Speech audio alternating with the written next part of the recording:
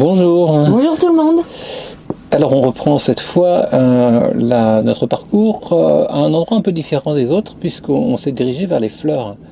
Pourquoi est-ce qu'on s'est dirigé vers les fleurs? Tout simplement parce que j'avais observé dans le courant de mes recherches sur internet pour définir l'itinéraire qu'il y avait un phénomène en Amérique du Nord qui est assez particulier et qui d'ailleurs est assez populaire aussi, qui s'appelle le bloom ou le super bloom de printemps, c'est-à-dire la floraison de printemps, parce que il se trouve qu'on est en Californie en particulier, mais plus généralement en Amérique du Nord, dans des zones géographiques où il existe de grandes plaines. Et certaines de ces plaines ne sont pas entièrement consacrées à l'activité agricole et donc restent relativement sauvages. Et par voie de conséquence, quand le printemps vient, ces plaines fleurissent. Et elles fleurissent à un moment précis qui peut varier évidemment en fonction des lieux et surtout des latitudes, mais surtout de l'altitude aussi. Et par contre, quand le bloom, quand la floraison se produit, elle se produit souvent massivement et de manière très spectaculaire. Et j'avais eu l'occasion de voir de très beaux clichés, parmi les plus connus en fait qui circulent sur internet, où on voit, souvent ce sont des collines qui sont très colorées avec des sortes de patchwork de différentes couleurs. J'interviens. Ça, tu parles du super bloom. Je parle du super bloom qui est en fait la version. Alors il n'y a pas de différence. Eh si, parce que le nature. bloom se produit chaque année, alors que le super bloom ne se produit pas chaque année. Ouais, c'est comme si c'était un super printemps, quoi. Oui, c'est vrai, mais il n'y a pas non plus de définition académique objective du super bloom. C'est juste que c'est un bloom très réussi en fait. Et il y a une gradation. Le bloom est plus ou moins réussi chaque année, mais c'est vrai qu'il y a un moment donné où il y a une sorte d'escalade et se produit un phénomène assez bref dans le temps, où par exemple les fleurs sont visibles de l'espace. C'est ce qui a rendu le phénomène relativement populaire. Alors, en tout cas, nous, on n'a pas vu de super bloom. On n'a pas vu de super bloom, on a cherché le super bloom. Alors là, dans l'épisode qu'on vous montre et dans les semaines qu'on suivit, on l'a cherché à plusieurs endroits et on l'a trouvé par endroit. On n'a pas trouvé le super bloom, on a trouvé des bons blooms. On a trouvé des blooms de différents niveaux. Et le premier qu'on a cherché, donc c'est celui qu'on vous montre là, on l'a cherché à Carrizo Plain National Monument, qui n'est pas un endroit très touristique, du moins pour les gens qui ne sont pas natifs des USA. Parce que les Américains, ils viennent en masse, ils attendent ce bloom ou ce super bloom. Ils l'attendent en particulier en Californie d'ailleurs. Et nous, on est passé un petit peu trop tôt. Et sans le savoir, en réalité, en Californie, dans les zones où le bloom ou le super bloom potentiel se produisent le plus tôt dans la saison, au sud de la Californie, près de la frontière mexicaine, on a raté à cet endroit-là et donc on a essayé de se rattraper à Carrizo Plain. Alors Carrizo Plain se présente comme une série de collines et de vallées. Les collines sont assez peu pentues et elles sont traversées par un réseau de routes et de pistes qui sont très peu denses, donc essentiellement c'est très naturel et il n'y a pas encore une fois d'activité agricole, donc ça veut dire que les collines, les prairies vivent leur vie naturelle et c'est là qu'on a vu ce qui se rapprochait le plus d'un premier super bloom pour nous.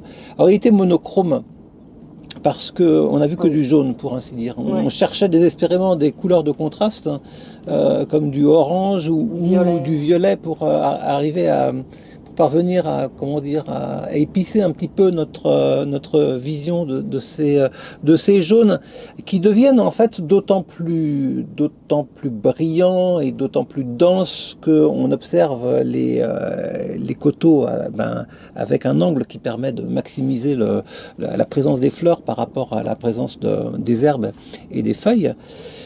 Mais nous, on a vu que du jaune. Alors, on a quand même vu du jaune dans d'assez bonnes conditions, je dirais.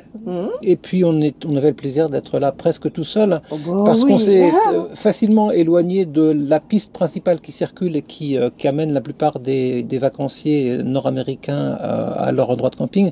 Nous, on est parti plus dans du sauvage.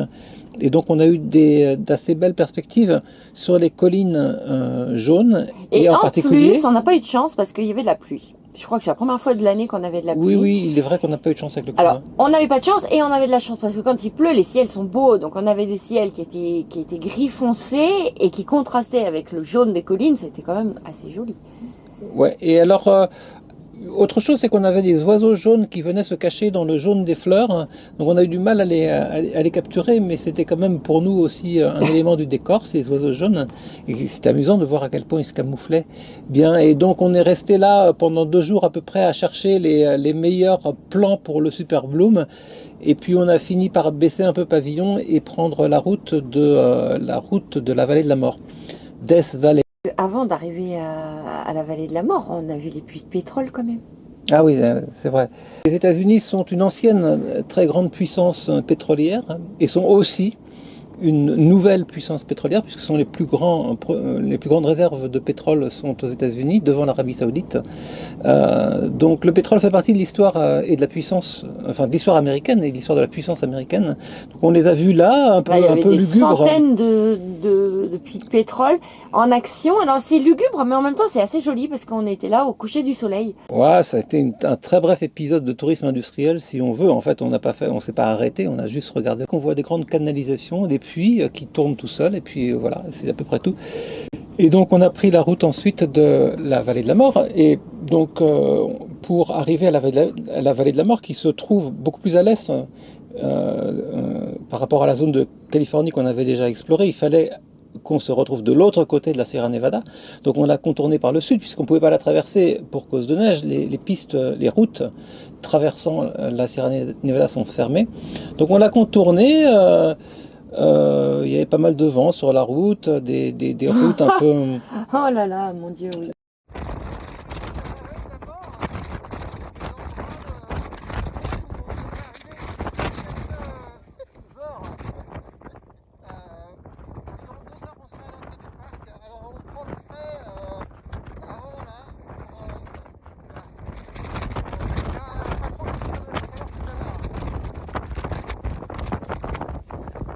Avant d'arriver à la vallée de la mort à proprement parler, on a fait une petite étape. Donc le long de la vallée orientale qui sépare la Sierra Nevada de la plaine qui suit, il y a une vallée qui est assez populaire. Il y a beaucoup d'Américains qui remontent cette vallée avec des camps de caravanes un peu partout. Et en face de la vallée de la mort, il y a un petit ensemble de rochers qui s'appelle les Alabama Hills et qui est très populaire. D'abord parce que c'est joli en soi. Les formations rocheuses de Alabama Hills sont pas très grandes, mais elles sont, comme souvent, assez particulières. Elles sont à nul autre pareil. Et surtout, elles sont là en premier plan, sachant qu'en arrière-plan, on a la Sierra Nevada et on a le côté à pic de la Sierra Nevada, qui est peut-être plus spectaculaire en tant que fond photographique que ce qu'on voit de l'autre côté. Sans doute que les pentes sont pas les mêmes et que le gradient de la pente est un peu plus faible côté ouest, côté est. Donc côté est, on a des montagnes qui montent assez haut, on les voit d'assez près et surtout, pas surtout, on a le mont Whitney. Le mont Whitney, qui n'est pas la montagne la plus haute d'Amérique du Nord, hein. Ça c'est pour le mont McKinley Denali qui se trouve en Alaska, mais qui est hors Alaska, la montagne la plus élevée d'Amérique du Nord. Donc c'est quand même un point géographique particulier. Et il est juste là, derrière les Alabama Hills, et donc on était content de circuler un petit peu dans ces collines. Qui ont servi de décor à pas mal de westerns. Ouais, parce que il y a des pistes qui circulent entre les amas rocheux et tout ça, et faut bien le dire, est quand même très cynique, on dirait en anglais, c'est-à-dire... cynique en français. Non, ça serait un faux ami, enfin... Si, qui est très... très photogénique, voilà. C'est très agréable à l'œil. Et donc on s'est arrêté là, de manière inattendue, parce que c'était... En fait, on a découvert le site quand on est arrivé dessus. On cherche un endroit pour passer la nuit, mais c'est pas du tout facile. Parce que il y a pas mal d'emplacements, mais ce sont des emplacements réservés aux gens qui viennent passer la journée, pas la nuit.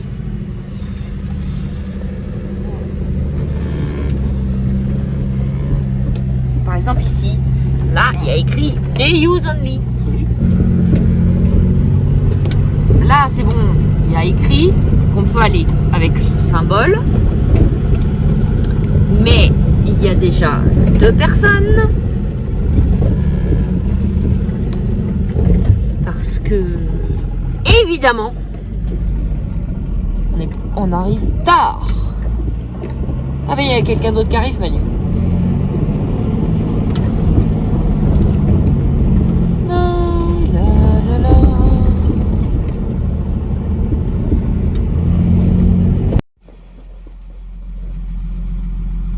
Je crois, moi, qu'il y a écrit qu'on peut pas y aller avec une voiture normale, qu'il faut être 4x4.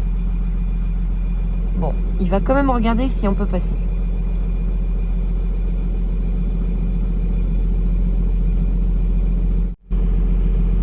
Il a disparu.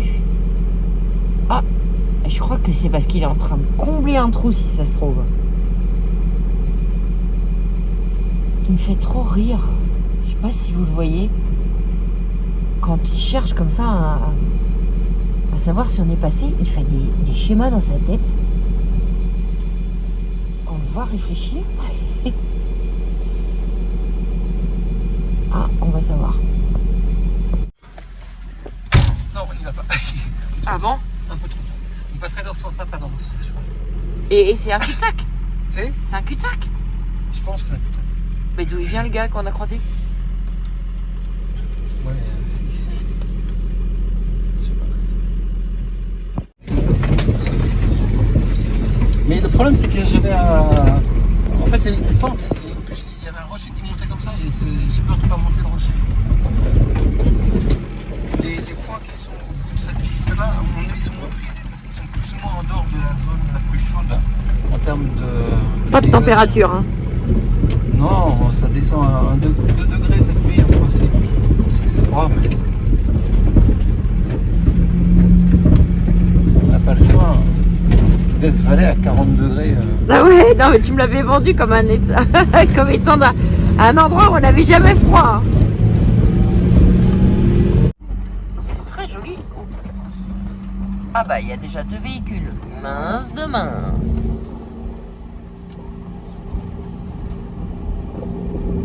Bah attends, mais on peut après se mettre, non? Manu? Eux, ils sont ensemble, donc ça, enfin, ils ne feraient pas mis côte à côte comme ça. Ah ouais, bah je pense. Ou alors, je sais pas, c'est convivial quoi. C'est obligé de se coller. Si tu veux, je peux aller me coller à eux aussi. On dit, on est désolé, on croyait que c'était la norme. Il y en a un autre, normalement là-bas, là. C'est un véhicule. Ouais. Le problème avec Manu, c'est qu'il veut le beurre et l'argent du beurre. Il veut arriver en dernier, mais être seul sur un spot. Ça va pas être possible, ça, man.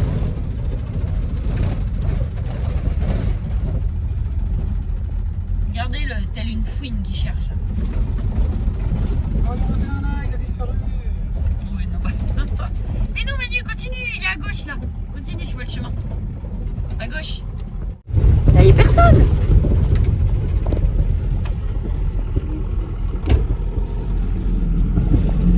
C'est un peu couvert. Hein. Quoi? C'est hyper beau. Hyper beau. Non, il y a écrit que t'as pas le droit. Oh. They use only.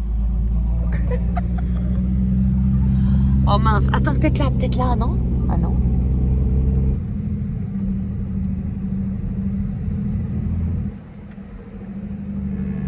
Ça va être beau quand on va trouver un endroit.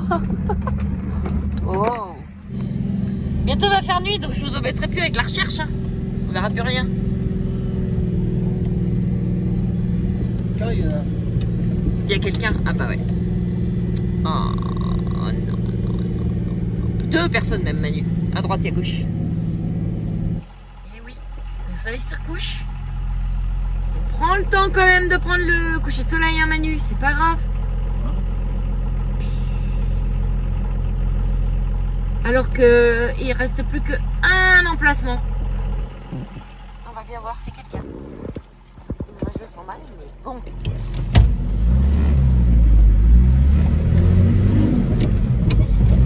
Super bizarre. Ah, on est parti vers l'est. Le soleil se couche plutôt à... Il s'est couché il y a 2 minutes, je pensais qu'il ne s'était pas encore couché. Parce que j'avais en tête nord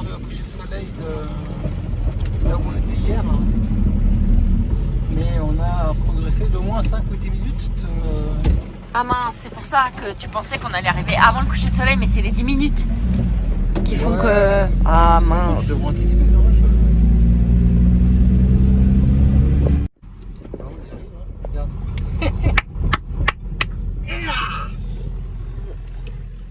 Facile. Facile. Moi j'estime que c'est la nuit là. Celui-là, tu veux celui-là comment tu dis je préfère que ce soit un peu caché quand même. Si c'est possible. Vamos a probar. Vamos a probar qu'il y a quelqu'un qui arrive. Hein. C'est des Rangers, Emmanuel.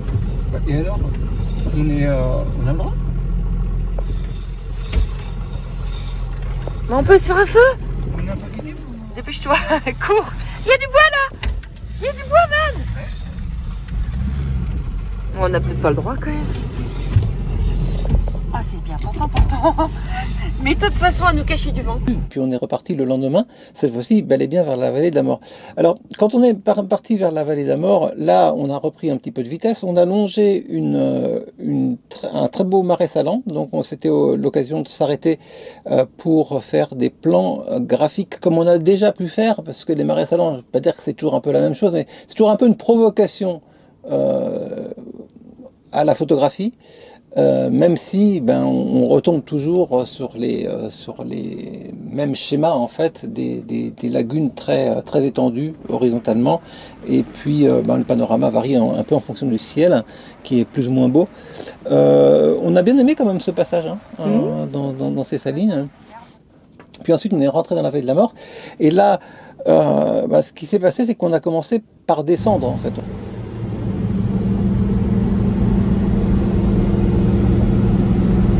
Ça va Manu, c'est pas trop dur? Non, une fois qu'on a enclenché le pont à porte de boîte, il faut encore surveiller le nombre de tours moteurs qui sont... Ouais, parce que là, la descente vers la vallée de la mort, c'est très facile. Hein.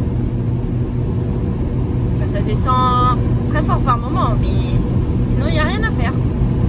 Parce qu'Harry nous emmène tout seul. On a franchi un petit col, et puis on a eu une vue qui s'est ouverte sur la vallée de la mort à proprement parler, même si elle se divise en deux ou trois sous-vallées, et on a commencé à voir des paysages plus colorés, plus rouges, plus torturés aussi, plus secs. On a retrouvé par endroits des petites touches de bloom, donc ce bloom qu'on avait cherché à Carrizo Plain, ce bloom jaune en particulier, on l'a retrouvé là. Parce que c'était le printemps et que les fleurs elles commençaient à fleurir sur les collines. Hein. Ouais, pas seulement sur les collines, en plein dans la vallée aussi. Oui, c'est là qu'il y avait d'ailleurs la plus forte densité. On est toujours à la recherche du super bloom. Et là, je vais essayer de me rapprocher un peu, mais on voit que on a juste quelques jours d'avance. Alors on ne sait pas si ça va être un super bloom notable ou notoire.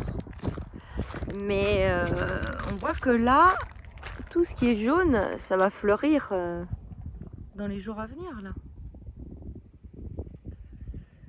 Tout ça, ça va être joli. Et ce jour-là, on a décidé d'aller bivouaquer. On s'est éloigné suffisamment et on s'est rendu sans trop le réaliser près d'un ensemble de dunes qui s'appelle Paramint Dunes. Et donc c'était un très joli site pour passer la nuit. Là où on a curieusement aussi observé des avions de chasse qui passaient dans le ciel. Ça nous a pas empêché de dormir, mais à partir du moment où on était réveillés, dis donc, ça a passé non-stop. Hein. Et ce qui nous a amené à réaliser que cette zone des États-Unis, alors pas seulement Death Valley, mais les zones qui sont voisines, le Nouveau-Mexique par exemple, est complètement dans ce schéma-là. Ce sont des grandes zones militaires et spatiales américaines, et il y a beaucoup d'activités. Les militaires prennent beaucoup de place au sens physique du terme, c'est-à-dire sur des centaines de kilomètres, en fait, ils vont avoir des espaces réservés. Et puis, entre guillemets, ils s'amusent ou ils s'entraînent avec leurs avions, et c'est très visible et très audible. En fait, donc ça fait partie aussi, de manière un peu inattendue pour nous, du décor de la vallée de la mort. Death Valley, donc ça c'était le grand parc national, le suivant en fait, qui se présentait sur notre route, il avait l'avantage par rapport à ceux qu'on avait déjà vus d'être moins en altitude.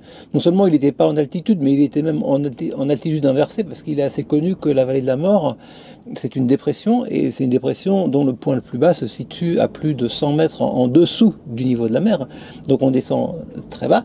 Et par voie de conséquence aussi, c'est un point qui est très connu, c'est le point qui s'appelle Furnace Creek, auquel on va arriver dans quelques minutes, qui est l'un des plus chauds du monde, puisque en fait il est très désertique, il est très ensoleillé, et la configuration générale, la topographie des montagnes fait qu'il est comme un point de convection, et comme il est très bas aussi, c'est un des endroits les plus chauds du monde et les plus arides du monde.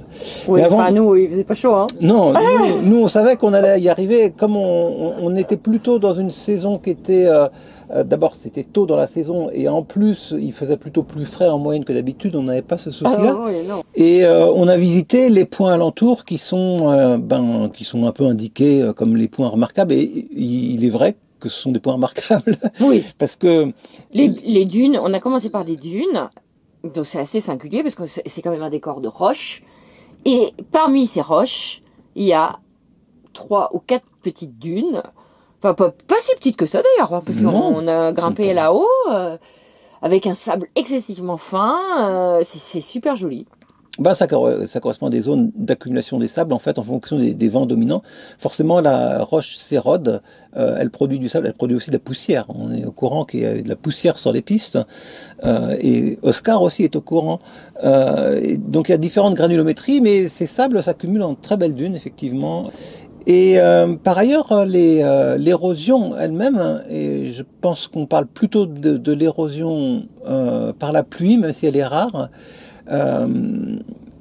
complétée par l'érosion du vent bien sûr, donne des formes très particulières à certains blocs de montagne, parce qu'en fait, les pluies sont rares, mais les roches sont friables. Donc les deux mélangés donnent des formes très particulières, notamment il y a un point qui s'appelle Zabriskie Point, à partir duquel, comme on a monté quelques centaines de mètres de dénivelé, on voit toute la vallée et on voit les montagnes avoisinantes. C'est vraiment très spectaculaire. Très, très joli. Quel que soit d'ailleurs, pratiquement, on a une vue à 360 degrés sur des blocs ravinés qui sont vraiment très, très provocants, là aussi, pour la photographie. Donc ça n'a absolument rien de particulier, rien d'original, tout le monde fait ça, on l'a fait aussi et on a trouvé ça très bien.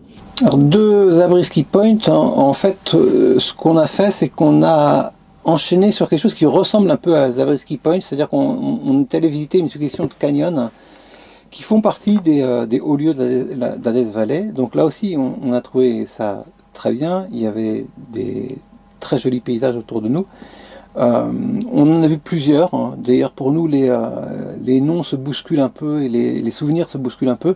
En général, hein, on voyait des façades très colorées et on a vu du vert, par exemple, apparaître dans le paysage. Évidemment, tout ça, c'est lié à la teneur en métal des différentes roches qui constituent la vallée de la mort, mais on a aussi beaucoup de blanc, de brun, mais toujours des contrastes à la fois de couleurs et de formes. Et on a repris la route le long de la vallée de la mort pour en sortir en fait, en quelque sorte, dans le sens longitudinal.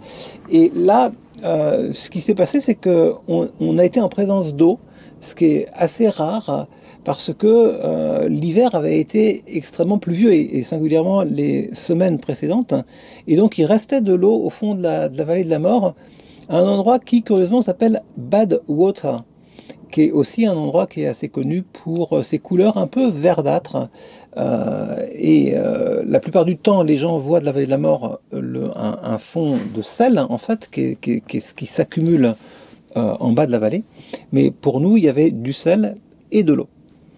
Avant de quitter la vallée de la mort, on a décidé d'aller... Alors on allait quitter la vallée de la mort par le sud, donc on a décidé de faire exactement l'inverse, c'est-à-dire de faire presque une centaine de kilomètres vers le nord, et puis un aller-retour, pour aller voir un cratère qui s'appelle Ube-Ebe, qui est beaucoup moins visité que les zones dont on partait. Et on est arrivé un petit peu tard, hein, mais on a vu ce cratère au soleil couchant, et finalement le cratère, il était extrêmement venté, donc on n'est pas resté très longtemps sur la couronne du cratère. On a fait quelques photos et puis Non, c'était impossible d'aller marcher. Hein. ouais, on a repris la route. Mais en fait, on a repris la route très peu de temps parce que c'était le soir, on est arrivé trop tard. Et donc, on a bivouaqué là. Et bien, nous en a pris parce que c'était un très beau bivouac et notamment, on s'est retrouvé dans les fleurs et on a eu à nouveau, non pas un super bloom, mais un joli bloom, on va dire, pour le réveil et pour nous accompagner sur la journée suivante. C'est moins spectaculaire que le super bloom auquel on pouvait s'attendre, tout simplement parce que la couleur n'est pas jaune. Mais au petit matin, on observe que le désert est en fleurs. Par exemple, ici, ici, ici. En fait, un peu partout où qu'on aille, si on se penche, on voit la floraison.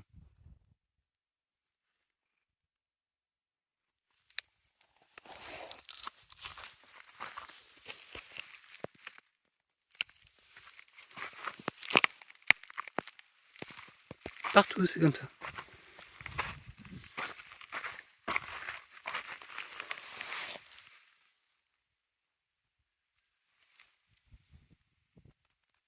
Une scène de petit déjeuner. Regardez mon Manu là-bas. Non mais je l'adore. Regardez. Il nous a installé une petite chaise parmi les fleurs du bloom pour bien s'imprégner de cette atmosphère. C'est trop mignon. En plus, il m'a mis une petite musique de mantra indien que j'adore. Ah ouais, c'est pas mignon ça. Oh, incroyable. Après quoi, cette fois-ci, il s'agissait de sortir de la vallée de la mort. Ce qu'on s'est apprêté à faire en prenant la route du sud, on se retrouve à Badwater. On a eu des lumières qui étaient quand même tamisées, il y avait pas mal de nuages et surtout on a commencé à voir le vent se lever très sérieusement et le vent allait nous accompagner pour toute la sortie de la vallée de la mort. On a eu du mal à sortir en fait de la vallée de la mort parce qu'on a du mal à trouver un point de bivouac et on a dû un peu improviser à la tombée de la nuit. Ah, c'est comme ça dans tous les couples, mais parfois je l'adore. Par exemple ce matin. Et parfois je le déteste. Par exemple maintenant. On est en pleine tempête de sable. Et parce qu'il a vu des petites fleurs violettes et qu'il trouve ça très joli, il a entrepris qu'on allait dormir là. Or, il s'avère que la piste, c'est du sable. On va finir par se planter. Mais bon, alors il est en train d'étudier quel sens on pourrait passer. Moi, je suis à moitié rassurée parce que là, on peut à peine ouvrir les fenêtres. Hein. Enfin, les portes. Là, faut s'accrocher, hein. Ça vente. Bon, bah, c'est tendu. On a une petite chance en passant par la partie rocheuse, je pense, de passer cette courbe-là. Et après, il y a un endroit où on peut se mettre. On n'est pas à 1 000, on est à 1 km. Il s'avère que dans la Death Valley, on n'a pas trop le droit de dormir à l'extérieur des campings. On a le droit de dormir quand il y a un sigle qui indique qu'on peut. Et quand on est à 1 mile de la route, soit 1,6 km. Mais là, c'est pas le cas. Si on se met là, on sera un peu caché de la route. Si jamais il y a des rangers qui passent pendant la tempête. Je sais pas s'il y a une tolérance, mais... Le problème, c'est qu'on n'a pas moi, ce que je dis, c'est que je veux pas passer là. Là. Tu te débrouilles. Tu me fais passer par ici.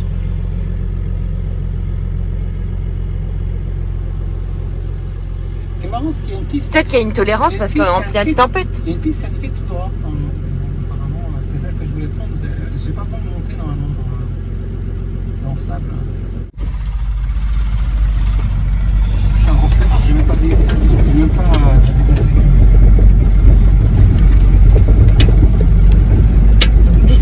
bien là, hein. Ils sont pas à 1,6 km non plus. Hein. Non.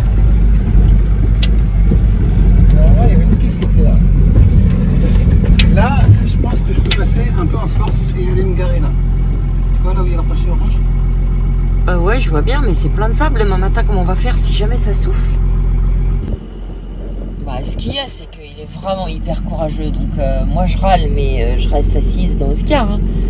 Lui, il sort alors qu'il y a un vent à décorner les bœufs. Il y a du sable qui fouette. Et là, je le vois en train d'enlever les pierres pour essayer de passer en force. Bon.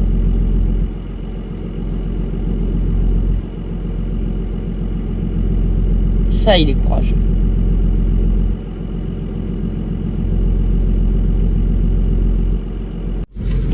C'est parti? Je passe à gauche de la pierre orange, j'avance et sur l'air, je redescends et j'essaie de faire mon tour. Ok, je m'accroche. Oh mon Dieu!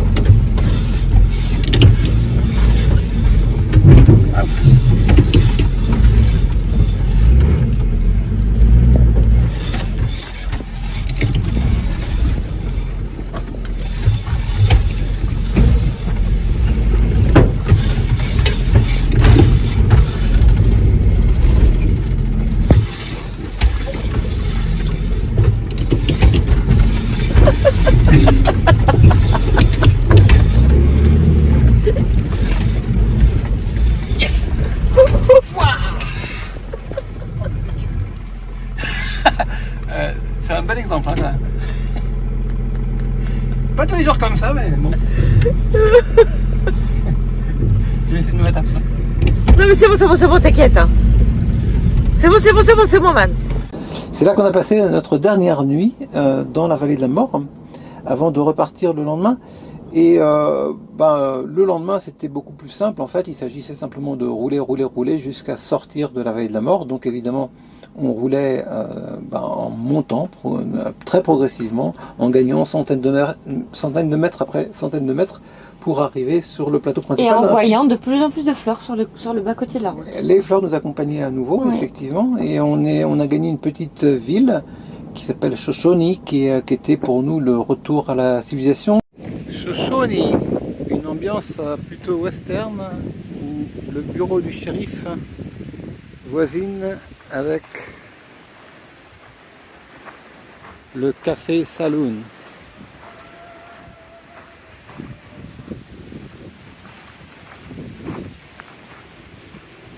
Il y a un peu ce folklore revisité à la sauce touristique qui a commencé à nous accompagner sur ce qu'allait devenir pour nous la route de Las Vegas. Alors là, on change complètement après. Hein. On a longé le désert de Mojave à ce moment-là vers la ville de Las Vegas. On retournait un peu vers la civilisation dans une certaine mesure. On a parlé des avions de chasse. Cette fois, on a longé une grande centrale photoélectrique munie de miroirs et de tours lumineuses. Donc c'était une ambiance un peu différente. Et ça permet d'introduire la vidéo de la semaine prochaine qui sera très très différente puisqu'elle sera consacrée à la folie de la ville de Las Vegas. Oui, parce que c'est rare qu'on aille dans les villes. Donc on avait fait Mexico et là, Las Vegas, en fait, même si c'est une grande ville, ça nous a bien plu pour plein de raisons. C'était mon anniversaire, donc on a fait plein de choses vraiment, vraiment sympas à Las Vegas. Ça restera pour nous une ville dans notre cœur. Ouais, on vous explique ça la semaine prochaine. Bonne semaine! Ciao!